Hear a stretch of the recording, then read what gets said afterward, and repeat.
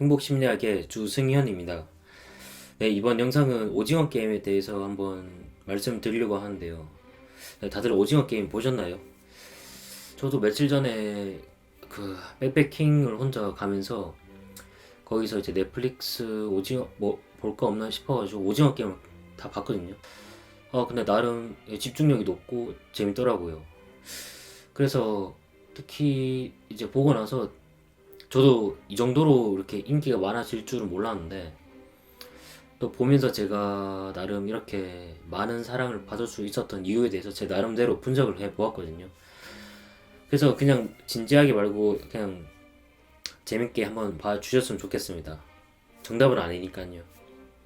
네, 그럼 제 나름대로 넷플릭스 오징어 게임이 왜 이렇게 많은 사람들한테 사랑을 받았는지에 관해서 제 나름 분석에 대해서 말씀드리겠습니다.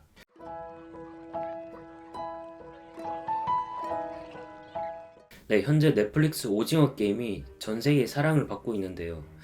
오징어 게임은 전 세계 83개국 모두에서 1위를 차지하여 신기록을 차지했습니다.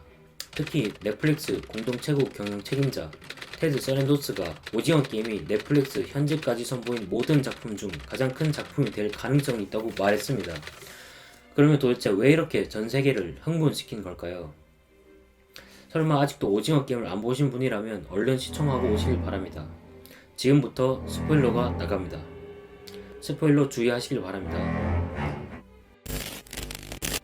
첫 번째, 공감. 사실 결과만 따지고 봤을 때 전세계 1위라는 말은 많은 사람들이 공감을 했다는 것입니다. 그러면 어떤 것에 공감을 했을까요? 두말 할 거 없이 현재 우리가 살아가는 현실의 모습 그대로를 담았다고 해도 과언이 아닙니다. 가난한 사람은 더욱 가난한 사람들이 되고 부자들은 더욱 부자가 되는 양극화. 실제 게임을 관람하고 만든 할아버지는 엄청 부자들입니다. 와우. 극 중에서 주인공은 할아버지한테 이렇게 말합니다. 왜 도대체 이런 게임을 만든 거야? 한 거야? 할아버지는 이렇게 말합니다. 깐부잖아. 심심해서. 할아버지 역시 더 이상 현실에 만족하지 못해서 이 게임에 참여했다고 했습니다.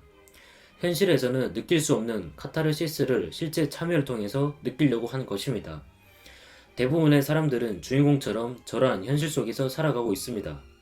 어떤 사람은 하루하루 먹을 것을 걱정하며 살아가고 빚을 갚지 못해서 또 다른 대출로 빚을 막는다거나 삶의 벼랑 끝까지 몰리는 경험, 월급을 받지만 녹록치 않은 현실. 하지만 누구나 부자가 되고 싶기에 한때 작년에 주식 열풍이 분 것처럼 누구나 부자를 꿈꾸는 마음, 지금 일반적으로 열심히 노력하고 힘겹게 살아남으려고 하는 현대인들의 마음과 모습들을 다 주인공 캐릭터를 통해 다 담아냈습니다. 심리학에 따르면 타인에게 공감하게 되면 그 사람의 관점에서 그 사람이 겪고 있는 고통, 당혹감 등 부정적인 감정을 함께 경험할 수가 있습니다. 이처럼 주인공의 처음 모습은 많은 사람들의 공감을 불러일으켜 왔습니다. 두 번째, 본능 자극.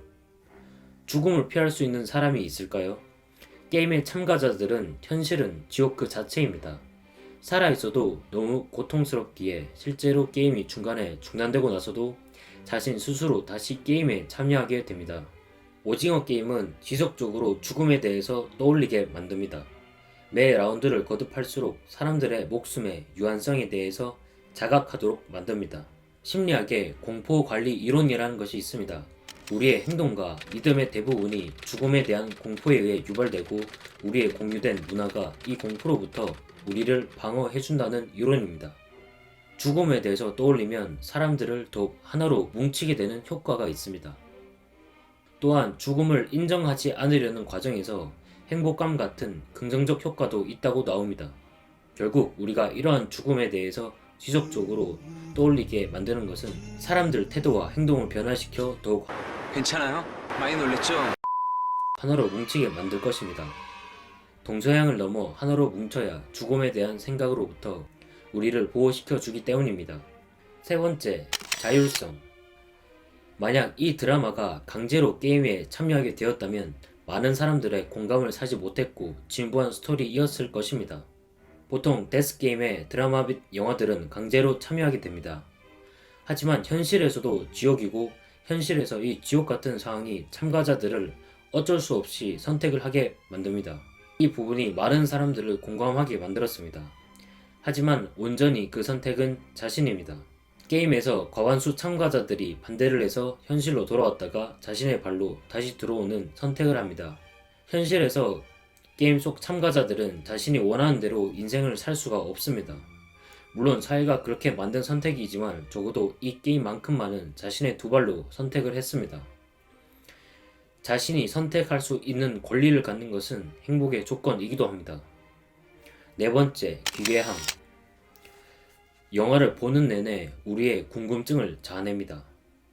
오묘한 분위기와 사운드, 색다른 공간, 정체 모를 동그라미, 세모, 네모는 무엇이고 왜 제목은 하필 오징어 게임일까요? 이러한 독특함은 많은 사람들을 주목하게 만들고 일상적이지 않음이 우리의 인간의 본능을 자극해 더욱 돋보이게 만듭니다. 특히 동그라미, 세모, 네모 그리고 참가자들과 주최자들의 옷 색깔을 통일시켜 단순화시켰고 정체 모를 인형이 나와 빔을 쏩니다. 이거 장난이 너무 심한 거 아니오? 미안. 다섯 번째, 한국이라는 특별성. 돈을 얻기 위해 자신의 목숨을 거는 소재는 어디에서나 있습니다. 하지만 한국이라는 특별함을 가미해 신선함을 자아냈습니다. 흔하지 않는 소재로 일상적인 어릴 때 한국에서 하는 놀이를 이용해 돈과 죽음이라는 현실의 끝에 적용시켰습니다. 이에 따라 미국 로튼 토마토 닷컴에서 최고 점수인 신선도 100%를 기록했습니다. 왜 이런 한국적인 것이 많은 사람들에게 열풍을 불러일으켰을까요? 특히 무궁화 꽃이 피었습니다 라는 게임은 아주 간단합니다. 멈추고 달리면 됩니다. 달고나 역시 모양대로 뽑기만 하면 되는 게임입니다. 외국 사람들에게 있어서는 생소하지만 한국적인 게임을 소개해 호기심을 자극하고 보통 데스게임의 게임들은 복잡하고 똑똑하고 지식이 있어야지만 살아남을 수 있는 게임들로 구성되어 있었습니다. 하지만 오징어 게임에서 나오는 한국적인 게임 자체가 단순하고 누구나 도전할 수 있는 공정한 게임입니다. 그래서 게임 자체보다 캐릭터들의 감정에 집중할 수 있도록 만들었습니다. 그래서 틱톡에서 많은 외국인들이 패러디도 할 수 있는 영상도 쏟아져 나오고 있습니다. 전체적으로 요약하면 누구나 공감할 수 있는 소재, 특히 사회의 현실을 잘 담아냈습니다. 이러한 공감 속에서 한국적인 특수성으로 많은 사람들의 호기심과 자극을 일으켜냈다고 생각합니다. 여러분들은 성공 요인에 대해서 어떻게 생각하시나요?